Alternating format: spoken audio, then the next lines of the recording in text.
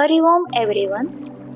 ಇವತ್ತಿನ ವಿಡಿಯೋದಲ್ಲಿ ವಿಷ್ಣು ಸಹಸ್ರನಾಮವನ್ನು ನಮ್ಮ ಜನ್ಮ ನಕ್ಷತ್ರಕ್ಕನುಗುಣವಾಗಿ ಪಠಣ ಮಾಡುವುದು ಹೇಗೆ ಎಂದು ತಿಳಿದುಕೊಳ್ಳೋಣ. 27 ನಕ್ಷತ್ರಗಳು, ಒಂದೊಂದು ನಕ್ಷತ್ರಕ್ಕೂ 4 ಪಾದಗಳು ಇರೋದು ನಮಗೆಲ್ಲ ಗೊತ್ತು. ಜನ್ಮ ನಕ್ಷತ್ರಕ್ಕನುಗುಣವಾಗಿ ಜಪ ಮಾಡ್ತೀರಾ ಅಂದರೆ ನಿಮಗೆ ನಿಮ್ಮ ಜನ್ಮ ನಕ್ಷತ್ರ ಗೊತ್ತಿರಬೇಕು, ಮತ್ತೆ ಅದರ ಪಾದ, ನೀವು ಯಾವ ಪಾದದಲ್ಲಿ ಜನಿಸಿದ್ದೀರಾ ಎಂಬುದು ಗೊತ್ತಿರಬೇಕು. ಒಂದೊಂದು ನಕ್ಷತ್ರಕ್ಕೆ 4 ಪಾದಗಳು ಮತ್ತೆ ಒಂದೊಂದು ಪಾದಕ್ಕೆ ಒಂದೊಂದು ಶ್ಲೋಕ. ನಿಮಗೆ ನಿಮ್ಮ ಜನ್ಮ ನಕ್ಷತ್ರದ ಪಾದ ಗೊತ್ತಿಲ್ಲ ಅಂದರೆ ಆ ನಕ್ಷತ್ರಕ್ಕೆ ಬರುವ 4 ಶ್ಲೋಕಗಳನ್ನು ಹೇಳ್ಕೋಬೇಕು. ಇಲ್ಲ ನಿಮಗೆ ಜನ್ಮ ನಕ್ಷತ್ರದ ಪಾದ ಗೊತ್ತಿದೆ ಅಂದರೆ ಅದಕ್ಕೆ ಬರುವ ಒಂದು ಶ್ಲೋಕವನ್ನು ನೀವು 11 ಟೈಮ್ಸ್, 21 ಟೈಮ್ಸ್ ಅಥವಾ 54 ಟೈಮ್ಸ್, 108 ಟೈಮ್ಸ್ ಈ ಥರ ನೀವು ಜಪ ಮಾಡ್ಕೊಬೋದು. ಈ ಥರ ಜಪವನ್ನು ಯಾರು ಬೇಕಾದರೂ ಮಾಡ್ಬೋದು. ನಮಗೆ ವಿಷ್ಣು ಸಹಸ್ರನಾಮವನ್ನು ಪೂರ್ತಿ ಕೂತು ಹೇಳೋಕ್ಕಾಗಲ್ಲ, ಓದೋಕ್ಕಾಗಲ್ಲ, ಟೈಮ್ ಇಲ್ಲ ಅನ್ನೋರು ನಮ್ಮ ನಕ್ಷತ್ರಕ್ಕನುಗುಣವಾಗಿ ಜಪ ಮಾಡ್ಕೊಬೋದು. ಇಲ್ಲ ಕೆಲವೊಬ್ಬರಿಗೆ ಜನ್ಮ ನಕ್ಷತ್ರದಲ್ಲಿ ಏನೋ ದೋಷ ಇರುತ್ತೆ, ಅದರ ಪರಿಹಾರ ಮಾಡ್ಕೊಬೇಕು ಅಂತ ಹೇಳಿರ್ತಾರೆ. ಅಂಥವರು ಕೂಡ ಅವರ ಜನ್ಮ ನಕ್ಷತ್ರಕ್ಕನುಗುಣವಾಗಿ ಜಪ ಮಾಡೋದ್ರಿಂದ ಒಳ್ಳೆಯ ಫಲಗಳು ಸಿಗ್ತಾ ಹೋಗುತ್ತೆ. ಈಗ ನಾವು ಯಾವ ನಕ್ಷತ್ರಕ್ಕೆ ಯಾವ ಶ್ಲೋಕ ಬರುತ್ತೆ ಅಂತ ನೋಡ್ತಾ ಹೋಗೋಣ.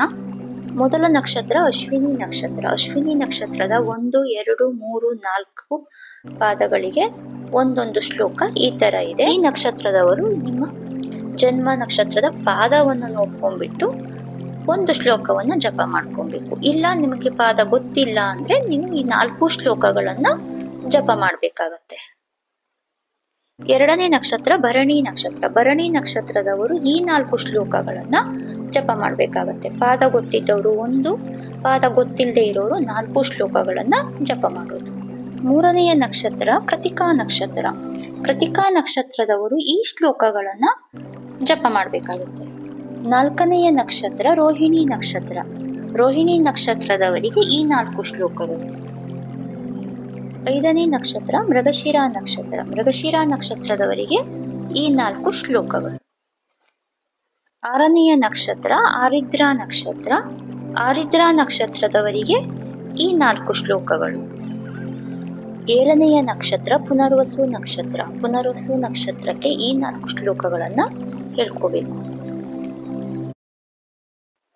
8ನೆಯ ನಕ್ಷತ್ರ ಪುಷ್ಯ ನಕ್ಷತ್ರ. ಪುಷ್ಯ ನಕ್ಷತ್ರದವರಿಗೆ ಈ 4 ಶ್ಲೋಕಗಳು. 9ನೆಯ ನಕ್ಷತ್ರ ಆಶ್ಲೇಷ ನಕ್ಷತ್ರ. ಆಶ್ಲೇಷ ನಕ್ಷತ್ರದವರಿಗಾಗಿ ಈ 4 ಶ್ಲೋಕಗಳು. 10ನೆಯ ನಕ್ಷತ್ರ ಮಗ ನಕ್ಷತ್ರ. ಮಗ ನಕ್ಷತ್ರದವರು ಈ 4 ಶ್ಲೋಕಗಳನ್ನು ಹೇಳ್ಕೊಬೇಕು. 11ನೆಯ ನಕ್ಷತ್ರ ಹುಬ್ಬ ನಕ್ಷತ್ರ. ಹುಬ್ಬ ನಕ್ಷತ್ರದವರಿಗಾಗಿ ಈ 4 ಶ್ಲೋಕಗಳು. 12ನೆಯ ನಕ್ಷತ್ರ ಉತ್ತರ ನಕ್ಷತ್ರ. ಉತ್ತರ ನಕ್ಷತ್ರದವರಿಗಾಗಿ ಈ 4 ಶ್ಲೋಕಗಳು. 13ನೇ ನಕ್ಷತ್ರ ಹಸ್ತ ನಕ್ಷತ್ರ. ಹಸ್ತ ನಕ್ಷತ್ರದವರು ಈ 4 ಶ್ಲೋಕಗಳನ್ನ ಹೇಳ್ಕೊಬೇಕು. 14ನೆಯ ನಕ್ಷತ್ರ ಚಿತ್ತಾ ನಕ್ಷತ್ರ. ಚಿತ್ತಾ ನಕ್ಷತ್ರದವರು ಈ 4 ಶ್ಲೋಕಗಳನ್ನ ಹೇಳ್ಕೋಬೇಕು. 15ನೆಯ ನಕ್ಷತ್ರ ಸ್ವಾತಿ ನಕ್ಷತ್ರ. ಸ್ವಾತಿ ನಕ್ಷತ್ರದವರು ಈ 4 ಶ್ಲೋಕಗಳನ್ನ ಹೇಳ್ಕೋಬೇಕು. 16ನೆಯ ನಕ್ಷತ್ರ ವಿಶಾಖ ನಕ್ಷತ್ರ. ವಿಶಾಖ ನಕ್ಷತ್ರದವರಿಗಾಗಿ ಈ 4 ಶ್ಲೋಕಗಳು. 17ನೆಯ ನಕ್ಷತ್ರ ಅನುರಾಧ ನಕ್ಷತ್ರ. ಅನುರಾಧ ನಕ್ಷತ್ರದವರಿಗಾಗಿ ಈ 4 ಶ್ಲೋಕಗಳು. 18ನೆಯ ನಕ್ಷತ್ರ ಜ್ಯೇಷ್ಠ ನಕ್ಷತ್ರ. ಜ್ಯೇಷ್ಠ ನಕ್ಷತ್ರದವರಿಗಾಗಿ ಈ 4 ಶ್ಲೋಕಗಳು. 19ನೆಯ ನಕ್ಷತ್ರ ಮೂಲ ನಕ್ಷತ್ರ. ಮೂಲ ನಕ್ಷತ್ರದವರು ಈ 4 ಶ್ಲೋಕಗಳನ್ನ ಹೇಳ್ಕೋಬೇಕು. 20ನೆಯ ನಕ್ಷತ್ರ ಪೂರ್ವಾಷಾಢ ನಕ್ಷತ್ರ. ಪೂರ್ವಾಷಾಢ ನಕ್ಷತ್ರದವರಿಗಾಗಿ ಈ 4 ಶ್ಲೋಕಗಳು. 21ನೆಯ ನಕ್ಷತ್ರ ಉತ್ತರಾಷಾಢ ನಕ್ಷತ್ರ. ಉತ್ತರಾಷಾಢ ನಕ್ಷತ್ರದವರು ಈ 4 ಶ್ಲೋಕಗಳನ್ನ ಹೇಳ್ಕೋಬೇಕು. 22ನೆಯ ನಕ್ಷತ್ರ ಶ್ರವಣ ನಕ್ಷತ್ರ. ಶ್ರವಣ ನಕ್ಷತ್ರದವರು ಈ 4 ಶ್ಲೋಕಗಳನ್ನ ಹೇಳ್ಕೋಬೇಕು.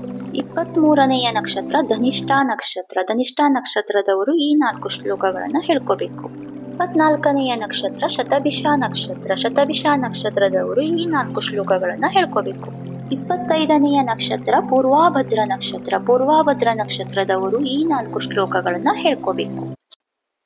26ನೆಯ ನಕ್ಷತ್ರ ಉತ್ತರಾಭದ್ರ ನಕ್ಷತ್ರ. ಉತ್ತರಾಭದ್ರ ನಕ್ಷತ್ರದವರಿಗಾಗಿ ಈ 4 ಶ್ಲೋಕಗಳು.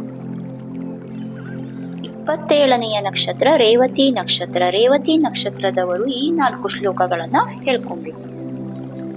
ಓಂ ನಮೋ ನಾರಾಯಣಾಯ. ಶ್ರೀ ಮಹಾವಿಷ್ಣುವು ಎಲ್ಲ 27 ನಕ್ಷತ್ರದವರಿಗೂ ಶುಭವನ್ನುಂಟು ಮಾಡಲಿ.